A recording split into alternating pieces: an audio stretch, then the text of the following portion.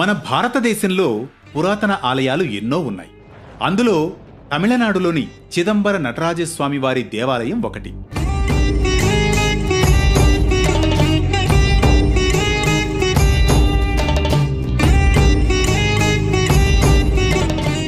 ఈ ఆలయంలో మనం నమ్మలేని వింతలు విశేషాలు ఎన్నో ఉన్నాయి. ముఖ్యంగా ఈ ఆలయ గర్భాలయంలోని వెనుక భాగంలో ఓ చక్రం ఉంటుంది.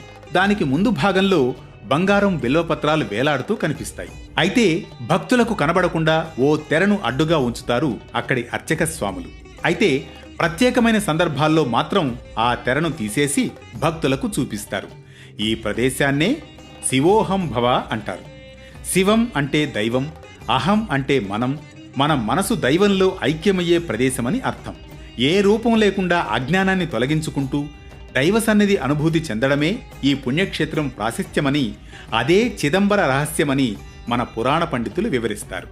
అంతేకాదు, పరమేశ్వరుడు నటరాజ రూపంలో దర్శనమిచ్చే ఏకైక దేవాలయం కూడా ఇదొక్కటే. పంచభూతాలలో ఒకటైన ఆకాశతత్వానికి ఈ ఆలయం ప్రత్యేకగా నిలుస్తుంది. ఇక మరో అద్భుతానుభూతి గురించి చెప్పుకుందాం. ఇక్కడ చిదంబరం ఆలయానికి వెళ్లి స్వామిని దర్శనం చేసుకున్న ప్రతి ఒక్కరూ బయటకొచ్చి వెనక్కు తిరిగి చూస్తే మాత్రం ఈ దేవాలయానికి సంబంధించిన గోపురం మన వీపు వెనకే వస్తున్న అనుభూతి కలుగుతుందట. మరో విశిష్ట కథనంతో మళ్ళీ కలుసుకుందాం. వేటి న్యూస్ అనగనగాలు.